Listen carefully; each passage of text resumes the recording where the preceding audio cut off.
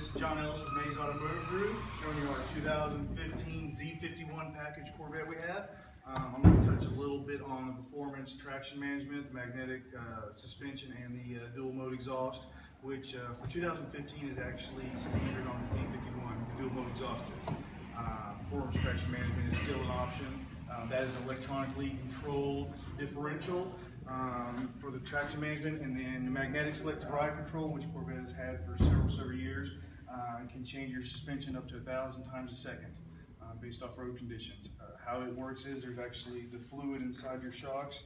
There's metal mixed in with it, and the best way to describe it is when the metal, they use magnets, and when the metal gets thicker, shocks can't compress as quick. So they change variably based off of that.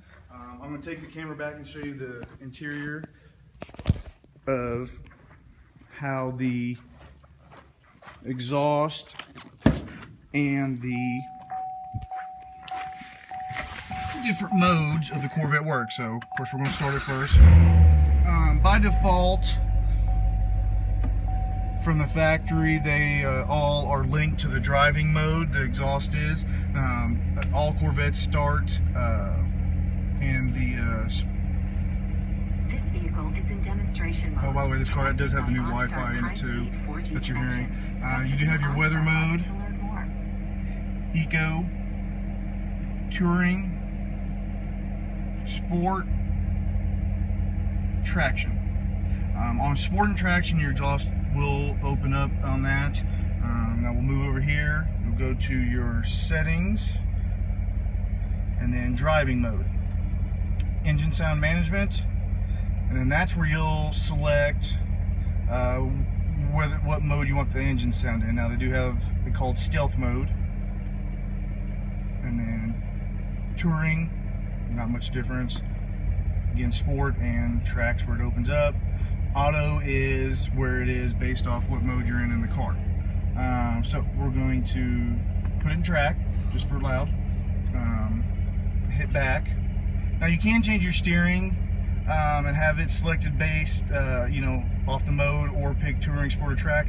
I do recommend leaving that one alone because your steering can get really tight and stiff on track mode, which is what they want when they're racing the car. So I would recommend leaving that in auto mode, unless you plan on going on a racetrack and wanted to do tour, but you still wanted the track mode type steering. You know, entirely up to you, but still I recommend leaving that function alone and just kind of letting it take care of itself.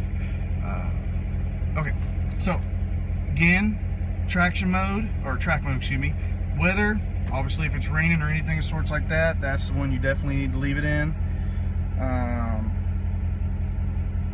Then you also have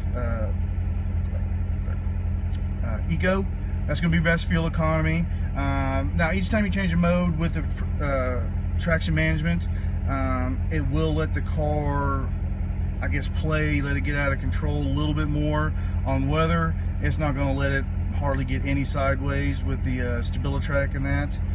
Eco a little bit more, touring a little more, of course sport, and then track mode. Now if you're in track mode and hit your anti-lock brake and StabiliTrak system and turn them off, then you can do the performance traction part.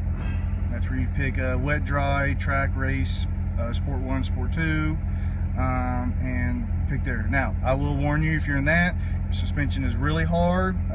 You have no basically any type of stability system helping you keep control of the car, so I don't recommend going down the highway playing in that. A lot of things could happen possibly.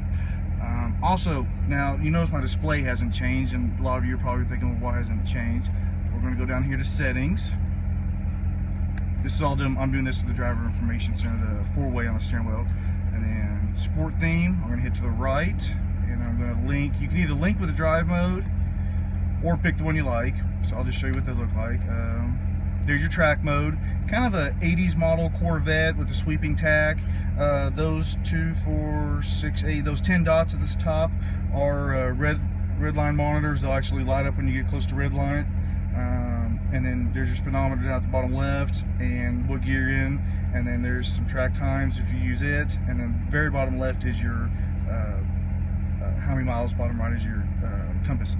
So there's track, there's sport mode. We've seen that one already. That's the one that's been on. And then there's touring mode, very basic. Tachometer, speedometer, nothing really special up there. So it's entirely up to you. Again, you can link it with driving mode just like so, and then turn the traction control back on, and then weather, eco, look exactly the same, and so is touring. And then sports, when you change, and your exhaust would change, but we've left it open.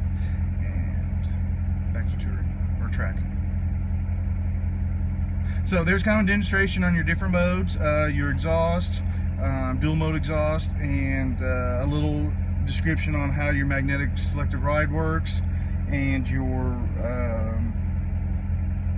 performance traction management, which again, that is an electronically controlled limited slip differential. So how it works is it's using the electronics of the car to control how much it will let it slip and how much it will let the car kind of, I guess, be loose. That's the best way to describe it. And by the way, it's all controlled with that right there. So as far as the traction management. Again, this is John Ellis with Mayse Automotive Group. 1-800-295-5590.